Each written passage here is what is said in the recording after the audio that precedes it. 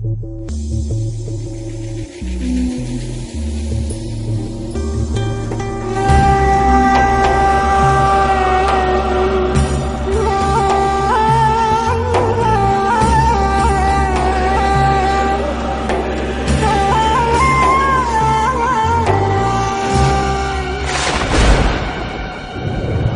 acerca.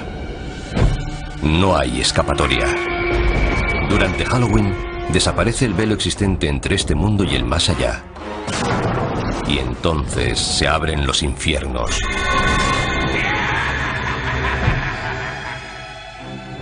Las personas se asustan entre ellas desde que existe Halloween. Pero ¿cuánto tiempo hace de eso? ¿Cuál es su origen? ¿Y por qué nos disfrazamos y hacemos lámparas con calabazas? ¿Para satisfacer nuestros miedos más profundos? Revelar los secretos de Halloween significa descubrir cómo empezó hace miles de años. Así que cierren las puertas, pongan la luz en penumbra y no se asusten mientras escarbamos en la verdadera historia de Halloween.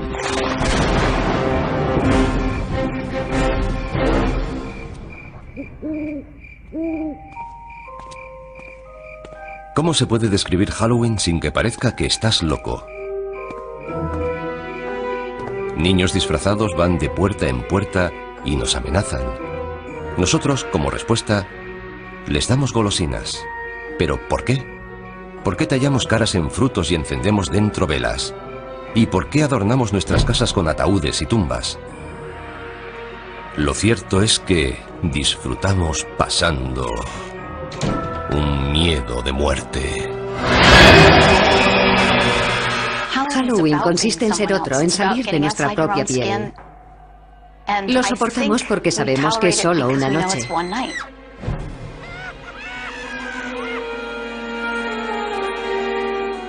Este impulso de enfrentarnos a nuestros miedos sobre la vida y la muerte y hacer una diversión de ellos viene de antiguo, al igual que las entrañables tradiciones de Halloween.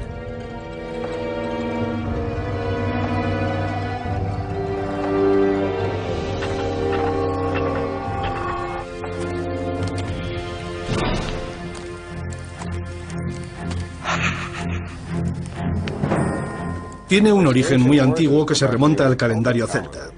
Las tribus celtas dividían el año en una mitad luminosa y otra mitad oscura. El Samhain, su antigua celebración, fue la precursora de nuestro Halloween. Representa el inicio de la mitad oscura. Hace miles de años, los celtas, una de las primeras tribus de Europa, celebraban con hogueras el Samhain, festival de la cosecha, la noche del 31 de octubre, para dar la bienvenida a su nuevo año. Para los pueblos antiguos la cosecha marcaba la diferencia entre la vida y la muerte. Si se perdían los cultivos, la gente moría de hambre. La muerte siempre estaba cerca. La época de la cosecha podía ser bastante tenebrosa. Los días se hacían más cortos, las noches más largas. Surgen dudas sobre si habrá comida suficiente para todo el invierno. Supongo que es el origen de esta especie de pesadilla. Era como una especie de aviso. Llega el frío y la oscuridad. Juntaos, quedaos en casa y no mandéis a nadie solo en la oscuridad. Pero para los celtas había algo más en Samhain. El Samhain marcaba el paso de la luz a la oscuridad. Era un momento en el que el espacio se volvía permeable, flexible. Por eso no solo el espíritu de los muertos, sino también los de otras realidades podían vagar por nuestra realidad. Y los humanos también podían vagar e incluso perderse en el otro mundo. El velo entre la vida y la muerte era muy fino. Los vivos y los muertos se podían mezclar. Esa es la raíz de las celebraciones de Halloween. Perduran historias de gente que durante el Samhain se perdió en el otro mundo y de muertos que aparecieron entre los vivos. Pero lo cierto es que sabemos muy poco sobre Samhain. Solo podemos suponer que las hogueras dieron lugar a una figura muy familiar en Halloween. Algo familiar, pero que asusta a muchos. El murciélago. Antes de que existiera la electricidad, la única forma de ver a un murciélago era con el fuego. Y es bastante común verlos alrededor del fuego, porque los murciélagos comen insectos, y los insectos se sienten atraídos por la luz. Los murciélagos salen por la noche. Y la noche era un tiempo que daba miedo. Si para alguien los murciélagos son lo mejor y lo peor de Halloween, se lo puede agradecer a pueblos antiguos como los celtas. Y no eran la única cultura antigua con costumbres aterradoras. Otros incluso visitaban a sus muertos. Muchas culturas dedican un día o un par de días a celebrar y reconocer la muerte. Un dato interesante es que gran parte de ellas, sobre todo las sociedades agrícolas, lo hacen en la misma época del año, porque en primavera las cosas surgen de la tierra, están muy verdes. Hacia mitad de verano se recoge la cosecha, y en otoño, cuando se acerca el invierno, las cosas mueren.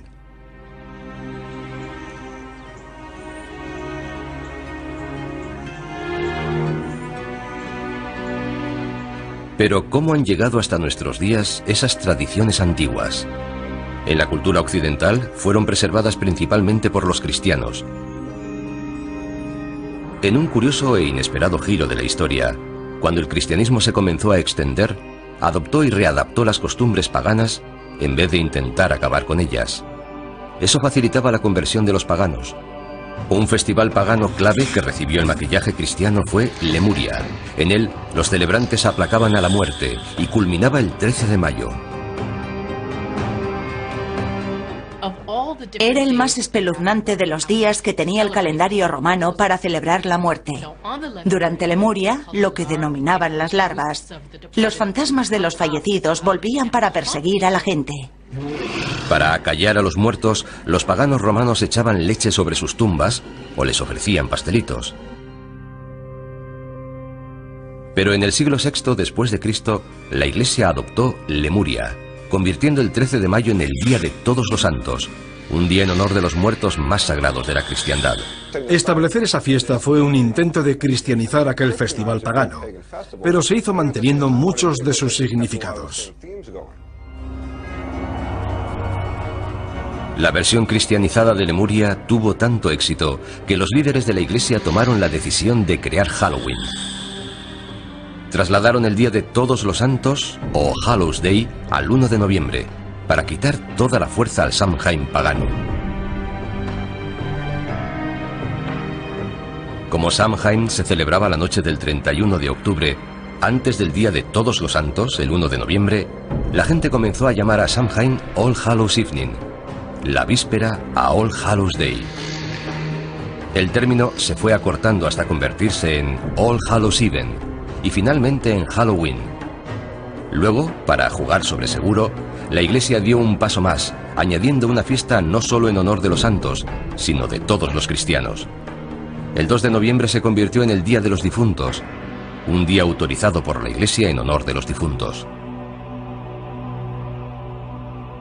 Eso es muy importante para Halloween, porque de ahí nace la asociación de Halloween con los difuntos y lo sobrenatural. Así que, gracias a la Iglesia por inspirar los elementos espeluznantes de Halloween. Pero esperen, todavía hay más. La Iglesia también ayudó a establecer la tradición del truco o trato. Todo comenzó durante la Edad Media, en el Día de los Difuntos, cuando los sacerdotes dijeron a los cristianos que rezaran por las almas atrapadas entre el cielo y el infierno en un mundo de tinieblas llamado purgatorio. El purgatorio no era un lugar agradable. No es el infierno. No es tan malo como el infierno, pero aún así es bastante desagradable. Se sufre atascado allí. Afortunadamente puedes hacer algo por esas almas. Puedes rezar por ellas. ¿Y cómo salían las almas del purgatorio? Según la Iglesia, si se ofrecían oraciones suficientes por ella, un alma podía volar hasta el cielo.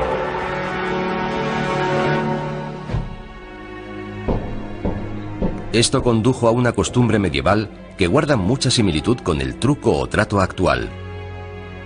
Los niños recorrían las casas pidiendo pastelillos de almas, unos bollos especiados rellenos de pasas. A cambio de esas delicias, los mendigos ofrecían oraciones por las almas atrapadas en el purgatorio.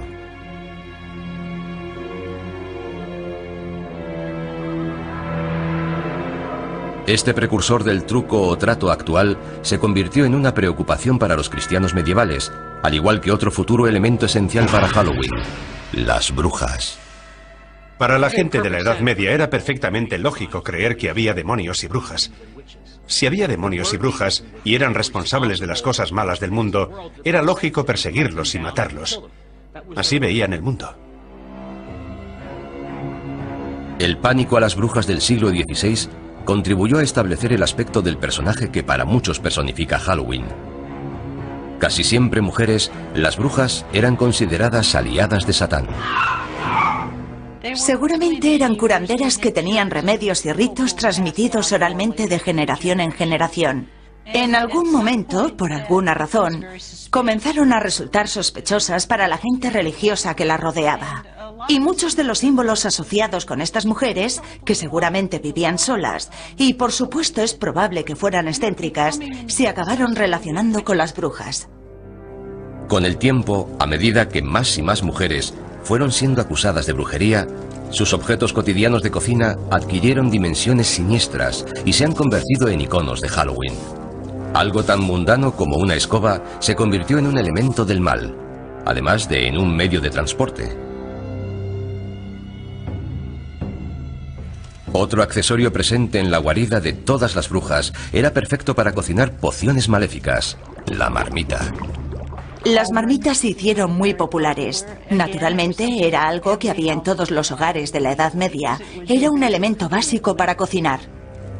El sombrero puntiagudo de las brujas fue una variación del sombrero de las mujeres del campo medievales. Y por supuesto el misterioso asesino acechante con ojos resplandecientes: el gato. No es de extrañar que se asocie a los gatos con las brujas y Halloween. Los gatos son un poco enigmáticos. Además, suelen estar cerca de los fogones y de las escobas. Por eso se los asocia con la brujería y Halloween. Gatos negros y brujas, cementerios y fantasmas. Los elementos aterradores de la gran noche gótica norteamericana iban tomando forma. Estas figuras macabras no tardaron en pasar al Nuevo Mundo, donde han ayudado a crear el gran espectáculo que conocemos hoy.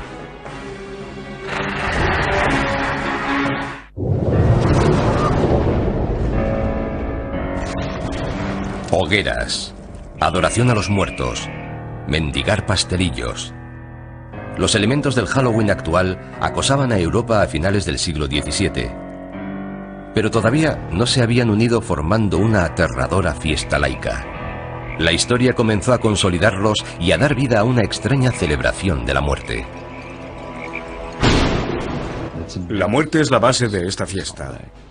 Tanto si se trata de la amenaza de la muerte, si hay una mala cosecha, el fin de una era y el comienzo de una nueva. Esta idea del ciclo sin fin de la vida y la muerte, de la renovación, forma parte de muchas celebraciones, no solo de Halloween. Este periodo vio la influencia constante de uno de los elementos más coloristas de Halloween: la máscara. Con frecuencia aparecía asociada a otra tradición de Halloween: la destrucción. Los pendencieros mendigos de la Noche de Todos los Santos consumían también buenas dosis de alcohol, y las peticiones de comida y bebida se fueron haciendo más amenazadoras. Las máscaras ayudaban a ocultar la identidad. Los límites entre la vida y la muerte, y entre las normas sociales y la anarquía, se desdibujaban cuando el día se hacía noche en All Hallows Eve. En Inglaterra derivó en costumbres especiales que incluían disfrazarse e ir de casa en casa haciendo representaciones cortas. Al final de las actuaciones eran recompensados con comida y a veces dinero. ¿Se trataba de truco o trato?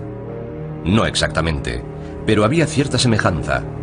En el siglo XVII, en Inglaterra, muchas de esas costumbres sobrevivieron solo en las zonas rurales, pero aparecían pronto en las calles de las ciudades gracias a un terrorista procatólico llamado Guy Fawkes. El 5 de noviembre de 1605, Fawkes intentó volar la Cámara de los Lores de Londres con 36 barriles de pólvora. Guy Fawkes fue juzgado, declarado culpable y ahorcado. Y según la leyenda, su cuerpo fue descuartizado y arrojaron los pedazos al fuego. Al año siguiente y todos los años posteriores, en el aniversario del ataque fallido, los niños de Londres se burlaron del recuerdo de Guy Fawkes, causando el caos en las calles, manifestándose, mendigando y haciendo hogueras. En la actualidad, en toda Inglaterra se le llama el Día de Guy Fawkes o la Noche de las Hogueras. El día de Guy Fawkes es el 5 de noviembre, una fecha muy próxima a Halloween. Así que mucha de la energía que se ponía en Halloween se comenzó a trasladar al día de Guy Fawkes. Aunque todavía no se trataba de nuestro Halloween, tenía todos los elementos, niños y adultos aprovechándose de la oscuridad de la noche y divirtiéndose. Pero ¿podría esta forma pagana de celebración cruzar el Atlántico y perturbar el santuario del Nuevo Mundo? No, si los colonos puritanos lo podían impedir. La visión del mundo de los puritanos se basaba en gran parte en la Biblia. Y en la Biblia, además de Dios, aparecen demonios, ángeles, toda una colección de seres sobrenaturales. Ellos se enfocaron en las fuerzas del mal. Para los puritanos de Nueva Inglaterra, lo sobrenatural era una fuerza oscura y amenazadora, no la superstición inofensiva que inspiraba una fiesta. Pese a sus esfuerzos por acabar con la tradición de Halloween antes de que arraigara, un par de celebraciones del día de Guy Fawkes llegaron hasta la costa de América. Otros colonos toleraban e incluso adoptaban las tradiciones que los puritanos consideraban como una amenaza. Se había plantado la semilla de una celebración que se convertiría en el Halloween norteamericano. Se encuentran retazos aquí y allá de gente celebrando fiestas de disfraces o algo similar. Pero es difícil señalar algo a lo que de verdad se pueda llamar Halloween. Por ejemplo, hay una descripción de 1883 de un Halloween. No trataba de una fiesta, sino de una pequeña reunión alrededor del fuego donde se contaban historias de fantasmas.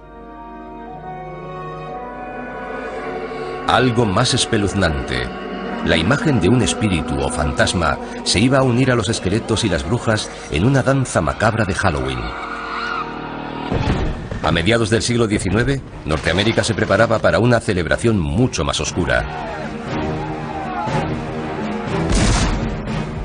Al cabo de 4 largos años, la Guerra Civil acabó en 1865 con más de 500.000 de muertos. La guerra civil dejó atrás tal cantidad de cadáveres sin identificar que este país estaba obsesionado con la muerte. La mayoría de los soldados murieron en lugares desconocidos. Nadie sabía qué les había pasado. Así que había un sentimiento muy profundo de puede que vuelvan, quizás no estén muertos. Es perfectamente lógico que la gente contara historias de fantasmas. Las primeras historias de fantasmas de Halloween eran sobre gente que volvía a casa.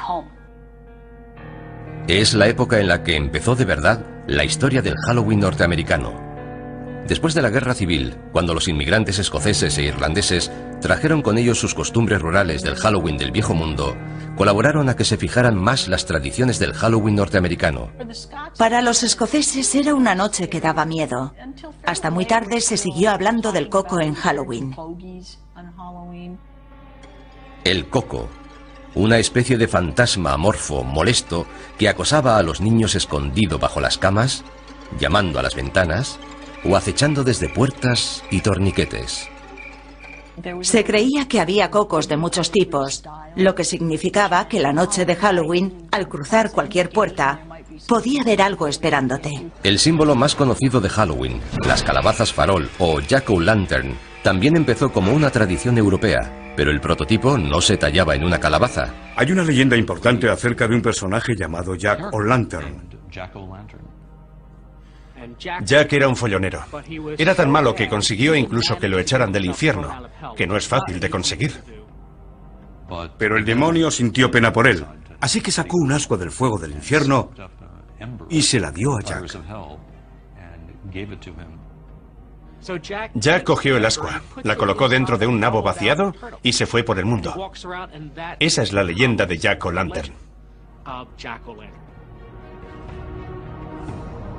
Siguiendo una vieja costumbre europea, los niños tallan sus propias jack-o'-lanterns en nabos y las iluminan con velas.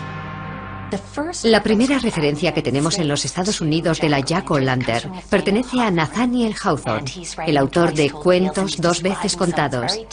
Habla de alguien con un abrigo raído, lleno de agujeros, que cuando se exponía a la luz brillaba como una jack-o'-lantern. Los norteamericanos mejoraron la tradición de la jack-o'-lantern cambiaron el duro nabo del viejo mundo por una calabaza grande y redonda, y apareció el sello de identidad de Halloween. Durante la Guerra Civil, las posibilidades expresivas de tallar las calabazas eran muy conocidas. La fantasmagórica calavera reducida que era el nabo en el viejo mundo había dado origen a algo más impresionante. Por lo general, las calabazas se cosechan hacia Halloween, y los niños se dieron cuenta de que la Jack-o'-lantern podía ser la mejor arma de un bromista la noche de Halloween. Los niños se dieron cuenta de que podían hacer algo fantástico. Podían coger una calabaza, vaciarla y colocar dentro una vela. Luego podían coger la calabaza, colocarla sobre un palo, poner una sábana alrededor e ir por ahí con ella. La podían colocar delante de una ventana y era una imagen aterradora.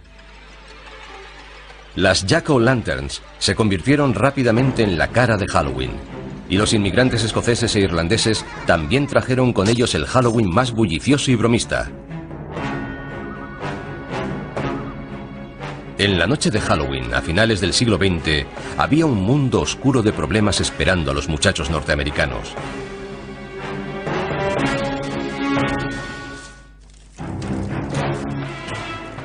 Halloween había hecho un viaje oscuro y espeluznante desde su origen con los celtas siglos atrás. En la Edad Media se convirtió en una celebración cristiana para honrar a los muertos. Hacia el siglo XVI se convirtió en una bulliciosa celebración infantil marcada por las peticiones y las bromas. Hacia 1880, Halloween pasó a los pueblos y ciudades de América. Pero la fantasmagórica cara de Halloween fue reinventada con sombras horripilantes de naranja y negro a comienzos del siglo XX. Por primera vez, los artistas de la época unieron todos los elementos espeluznantes y los asociaron a Halloween. Esqueletos, telas de araña, calabazas y murciélagos establecieron el aspecto de Halloween que ahora conocemos. Entre esas imágenes están los fantasmas con sábana blanca.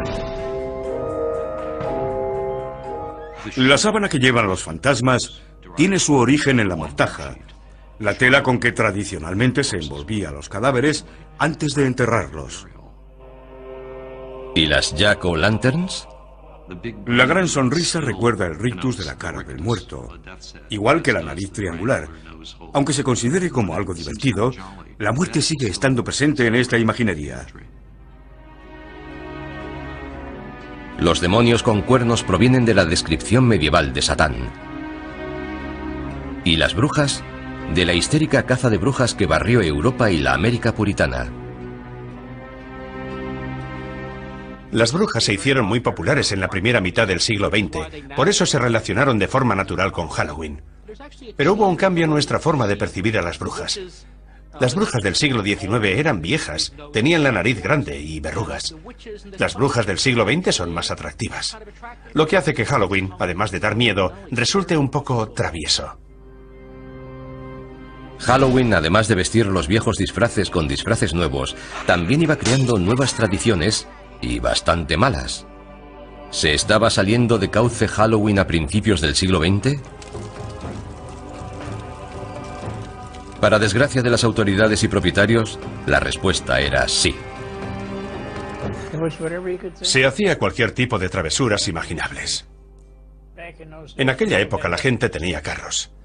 Los chicos mayores intentaban colocar el carro en la punta del almiar. Entre media docena de chicos empujaban para colocar el carro encima del almiar. Era muy divertido. No hacíamos nada realmente destructivo. Simples bromas. Pero otros realizaban bromas más destructivas. Las gamberradas, cometidas generalmente por adolescentes, acosaban ciudades como Chicago o Filadelfia. En la década de 1920, Halloween entró en crisis en Norteamérica. Las bromas de Halloween se habían ido de las manos. Las bromas destructivas iban más allá de aplastar calabazas. Los chicos colocaban pastillas de jabón en los carriles de los tranvías para que descarrilaran, y la gente resultaba herida. Quitaban los peldaños de la entrada de las casas, de modo que cuando la gente salía se caía y se hacía daño. Provocaban incendios, tiraban piedras contra las ventanas. Cosas realmente destructivas. En las comunidades rurales, los bromistas desmontaban carromatos y los volvían a ensamblar en los tejados. Quitaban las puertas de los cercados de las granjas para que los animales pudieran escapar. Esta broma era tan popular en algunos sitios que la noche anterior a Halloween se llamaba Noche de la Puerta. En otras ciudades se llamaba Noche Traviesa e incluso Noche Infernal. Las bromas de Halloween durante la Gran Depresión puede que fueran, en parte, producto de la desesperación de la época, una excusa para crear problemas. Pero ya había problemas suficientes por todas partes. Algunas comunidades no tenían dinero para alimentos y mucho menos para reparar los efectos de la destrucción. El Halloween de 1933 fue calificado como Halloween negro por muchos periódicos debido a la destrucción que hubo en las ciudades. Los chicos ya no hacían tonterías inocentes. Ahora rompían bombillas de las farolas, incendiaban edificios, rompían las ventanillas de los coches. Si Halloween quería perdurar, tenía que cambiar. Los colegios, los departamentos de policía y otras asociaciones civiles promovieron de manera muy activa la idea de apaciguar Halloween. También empezaron a organizar todo tipo de actividades para entretener a los chicos. Fiestas por la ciudad, concursos de disfraces, juegos, todo lo que se les ocurría para que la gente dejara de hacer gamberradas. Las empresas de artículos para fiestas, Denison y Beisel, ayudaron en los esfuerzos cívicos. Denison publicó una serie de guías de Halloween llamadas Libros de Duendes, que indicaban formas para transformar Halloween de una noche de gamberradas en una noche de fiesta. Denison fue una de las primeras empresas en darse cuenta de que se podía ganar dinero con Halloween. Comenzaron a poner a la venta su material para Halloween en tiendas de toda Norteamérica. También fabricaban máscaras y disfraces de papel. Ese fue el principio. Fue la primera vez que se fabricaban y comercializaban disfraces confeccionados específicamente para Halloween. Antes de eso, los disfraces siempre se habían hecho en casa. Cuando era niño no había disfraces de Halloween, como los que se llevan ahora. Ibas con mono, con vaqueros o con ropa desaliñada. Pero no ibas a la tienda a comprar un disfraz para Halloween. Simplemente ibas un poco llamativo. Los disfraces de papel eran elegantes y mejores que los hechos en casa, pero tenían sus inconvenientes. Por desgracia, mucho de aquel papel era inflamable. Me sorprendió la cantidad de notas de periódicos que encontré sobre disfraces que habían ardido. Al poco tiempo, otros fabricantes que se querían introducir en el mercado infantil de disfraces para Halloween comenzaron a hacer disfraces más duraderos.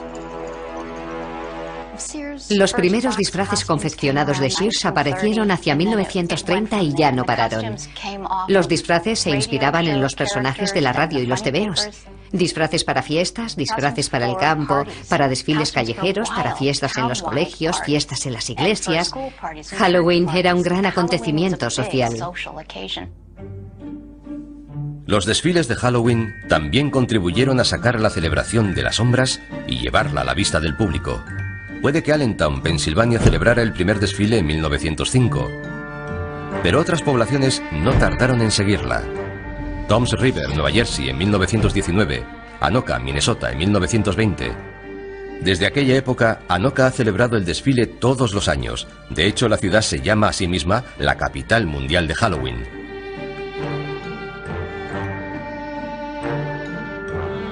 Todos estos esfuerzos por calmar Halloween funcionaron hasta cierto punto. Pero lo que de verdad necesitaba Halloween era una tradición completamente nueva. Y no tardaría en aparecer una, pero la nueva tradición no sería más que una variación de una costumbre muy antigua de Halloween.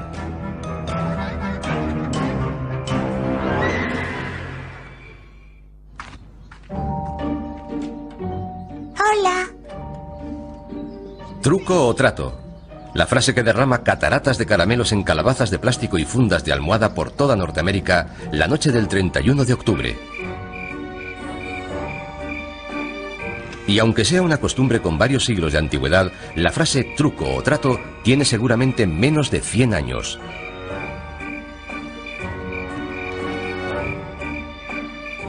Truco o trato es algo muy nuevo. La gente cree que truco o trato tiene siglos, pero no es así. La frase seguramente tiene unos 80 años de antigüedad. La expresión proviene de una broma muy extendida y destructiva que se realizaba en Norteamérica en el siglo XX. En algún momento alguien tuvo la brillante idea de comprar a los gamberros. Los dueños de las casas sobornaban a los niños alborotadores con delicias hechas en casa, treats, como palomitas de maíz y manzanas de caramelo, para evitar las gamberradas, tricks. En 1939, la costumbre y la frase apareció escrita en la prensa. Doris Hudson Moss publicó un artículo en la revista American Home hablando del éxito que había tenido en Halloween abriendo la casa a los chavales del vecindario. Les dio golosinas y no sufrió gamberradas. Funcionó. Con la nueva costumbre llegaron nuevas delicias, no tan caseras como las bolas dulces de palomitas. Los niños empezaron a recibir golosinas compradas en las tiendas, como barritas Mars, Reese Cups y chocolate Hershey. Las golosinas acabaron finalmente con el Halloween alborotador, y había llegado el momento de reinventar Halloween para conquistar Hollywood.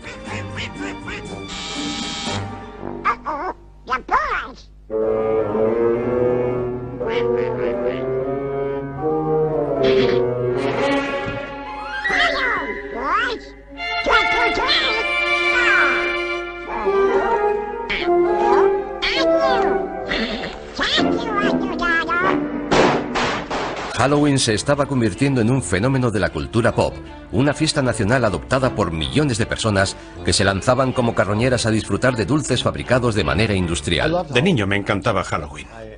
Participaba de forma activa. Me encantaban los rituales y las bromas. Me encantaban las travesuras. Me encantaba ir de casa en casa disfrazado pidiendo caramelos y la fiesta que había luego. Era algo fantástico. En 1966, Halloween encontró un hogar donde toda la cultura pop acabó por hacerlo: la televisión. Halloween rompió marcas cuando América hizo Truco o Trato con Charlie Brown. La idea de la gran calabaza proviene, por supuesto, de una tira de cómic. Sparky Schultz decidió que sería muy divertido que uno de los niños se liara con las fiestas. Por eso Linus vuelve todos los años a la huerta de la calabaza. Who are you writing to, Linus? This is the time of year to write to the Great Pumpkin. On Halloween night, the Great Pumpkin rises out of his pumpkin patch and flies through the air with this bag of toys for all the children. You must be crazy. When are you going to stop believing in something that isn't true? When you stop believing in that fellow with the red suit and the white beard. La televisión y la tira de cómic más popular dieron a Halloween el sello de aprobación no oficial. La festividad no había sido tan popular en toda su historia. Pero los dibujos animados sobre Halloween para niños eran una cosa y una película para adultos con Halloween como tema otra muy distinta. Nadie lo había intentado antes, es decir, hasta que el director John Carpenter se decidió a hacerlo en 1978 con el clásico La Noche de Halloween. La idea de llamar a mi película La Noche de Halloween se le ocurrió al distribuidor. Cuando lo dijo pensé, es perfecto, nunca se había hecho una película basada en Halloween. Fue como una revelación. ¿Cómo no se te ha ocurrido hace años? Es una idea genial. Esa película costó $325.000 y dio origen a una saga que recaudó más de $500 millones y abrió un nuevo campo, elevando las películas de terror de serie B a la de respetado cine de género. Y por accidente redefinió también nuestra actitud ante las máscaras de Halloween. Todo empezó cuando el escaso presupuesto para guardarropa obligó al equipo a crear una máscara para el malo, Michael Myers, con apenas nada. El director de producción fue a la tienda de artículos de magia Bert Wheeler, en Hollywood Boulevard, y compró una máscara de Capitán Kirk, de Star Trek, que no se parecía nada a William Shatner. Me quedé mirando aquella cara extraña y alargada. La pintamos con spray y la retocamos un poco. Estaba distorsionada, lo que resultaba perfecto. En el guión ponía que llevaba máscara. La máscara improvisada y el villano que había detrás de ella no tardaron en convertirse en figuras emblemáticas de Halloween. Michael Myers, aunque la película original se estrenó en 1978, sigue siendo uno de los personajes de Halloween más famosos de todos los tiempos. La idea de un acosador con máscara amenazando a los jóvenes en Halloween desvió del foco de atención de Halloween de los fantasmas y los duendes hacia la maldad humana. Pero aquella máscara anodina hizo mucho más. Contribuyó a redefinir los límites de lo que podían ser las máscaras de Halloween. y fue el preludio de la nueva cara de Halloween en el nuevo milenio.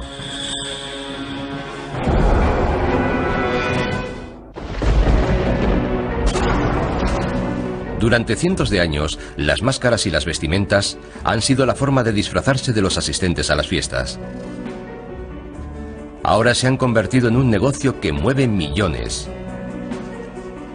Una tienda dedicada a Halloween en Burbank, California, Halloween Town, se ha hecho tan famosa que abre 12 meses al año para satisfacer las necesidades de disfraces de sus clientes.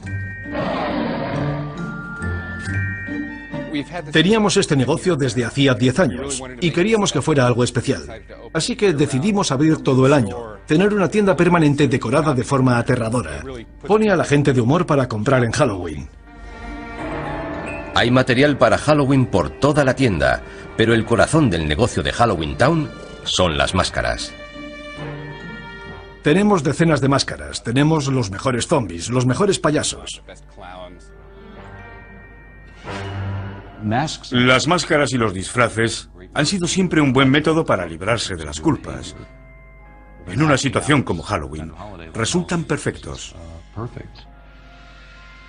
De niño me encantaban las caretas, pero por lo general, en la tienda local, solo encontrabas plástico de mala calidad, máscaras endebles que perdían la forma. A medida que ha ido pasando el tiempo, ha evolucionado en una forma de arte y se dedica mucho tiempo a modelarlas y pintarlas. Se ha llegado al punto en que puedes conseguir una máscara cara de calidad que rivaliza con las de las películas. Y Wayne Todd entiende de esto. Es artista de efectos especiales en grandes películas. Tenemos muchos clientes que quieren máscaras caras, de calidad, y nos esforzamos en satisfacerlos. Tenemos disfraces de gama alta, chaquetas elegantes y todo tipo de accesorios que no puedes encontrar en otra parte. Intentamos que sea lo que busques, lo puedas encontrar aquí. Las máscaras y los disfraces exclusivos de la actualidad están a años luz de los demonios, brujas, esqueletos y fantasmas de la década de 1960. Pero esa fue la década en la que empezó a cambiar el guardarropa de Halloween. Hollywood comenzó a influir en lo que los niños llevaban para convertirse en sus personajes favoritos de la televisión o el cine. En la actualidad, la tendencia se ha convertido en obsesión. Series de películas como Pesadilla en Elm Street, Scream y La Noche de Halloween han inspirado a legiones de niños a vestirse para matar.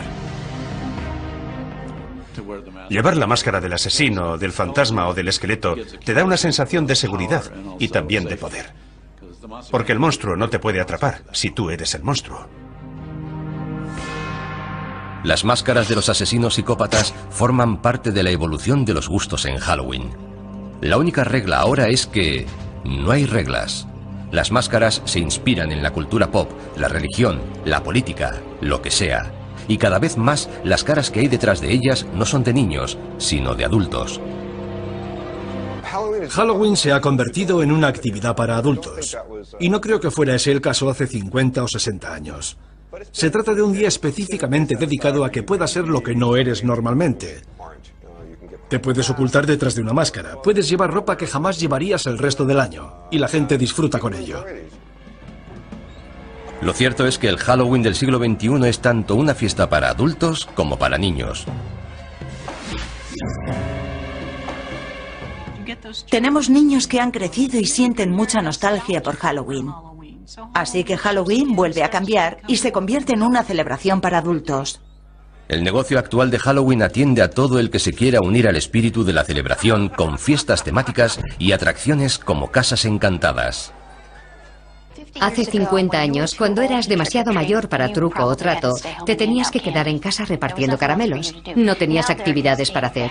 En la actualidad hay una industria imaginativa de casas encantadas para adultos.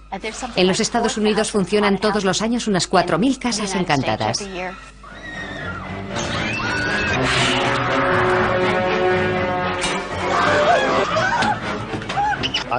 Adoro las casas encantadas, me fascinan. De niño, en cambio, me aterrorizaban. Pero las casas encantadas no son el único lugar en el que se puede encontrar adultos en Halloween. En lugares como el desfile de Halloween de Greenwich Village de Nueva York o el carnaval de Halloween de West Hollywood, la fiesta se introduce en el lado salvaje y pícaro. Por supuesto, el desfile gay de Halloween es un gran acontecimiento en San Francisco, en Los Ángeles y, por supuesto, una parte importante de la celebración de Nueva York. Pero la idea fundamental es poner el mundo patas arriba y ser quien no eres, o ser quien te gustaría ser. Se trata otra vez de la voluble obsesión norteamericana de la autotransformación. Creo que eso es lo que de verdad da vida a Halloween en Norteamérica. Este Halloween sexualmente liberado a veces cruza la línea a adultos y solo para adultos. Si observas los disfraces que se venden en la actualidad para adultos, los disfraces para mujeres parecen disfraces de prostituta. La enfermera sexy, la criada sexy, la sexy lo que sea. Ahora, los adultos están yendo un paso más allá. Se aprovisionan de golosinas hechas especialmente para Halloween y acompañan a sus hijos de puerta en puerta la noche de Halloween. Los que se dedicaban al truco o trato en los 70 y los 80 aprovechan la oportunidad de revivir el Halloween de su infancia y se disfrazan por completo, supuestamente para vigilar a sus hijos. Halloween ha asustado a los niños durante años y ahora asusta también a los padres. Les da miedo mandar a sus hijos sin supervisión a un mundo hostil lleno de caramelos envenenados y manzanas con cuchillas de afeitar. Pero no deberían tener miedo. He crecido oyendo hablar de manzanas con cuchillas de afeitar. Está claro que se trata de una leyenda contemporánea, de una leyenda urbana. Existe una gran preocupación social al decir a los niños que acepten caramelos de desconocidos. Así que han surgido muchas historias sobre cuchillas en manzanas de caramelo, etc. Cuchillas en manzanas, calabazas, pasteles de almas. Entre ellos han conformado la leyenda, la sensación de Halloween que percibimos. El Halloween actual tiene muchas máscaras. A Halloween no le gusta que le amansen su energía. Su aspecto rebelde surge siempre por algún lado.